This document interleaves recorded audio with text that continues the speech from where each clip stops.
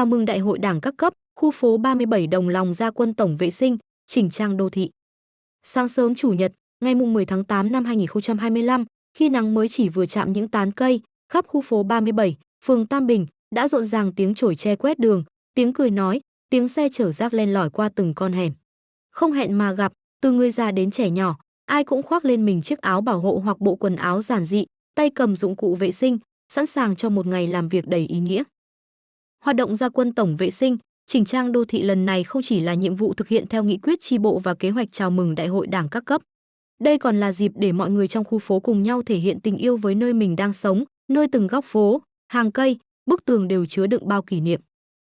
Từng nhóm nhỏ nhanh chóng tỏa đi khắp nơi, nhóm dọn rác ven đường, nhóm khơi thông cống rãnh, nhóm gỡ bỏ những tờ quảng cáo rao vặt cũ kỹ bám đầy tường điện.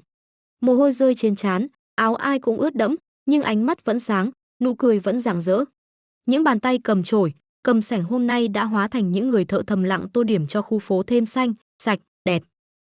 Không khí sôi nổi ấy chính là minh chứng sống động cho sức mạnh đoàn kết của cộng đồng. Khi mỗi người góp một phần công sức nhỏ bé, cả khu phố sẽ thay đổi lớn lao. Và hơn hết, đó là món quà tinh thần quý giá gửi tới Đại hội đại biểu Đảng bộ phường Tam Bình sắp diễn ra, một lời hứa rằng nhân dân khu phố 37 sẽ luôn đồng hành cùng Đảng, cùng chính quyền, để xây dựng một nơi đáng sống cho hôm nay và mai sau.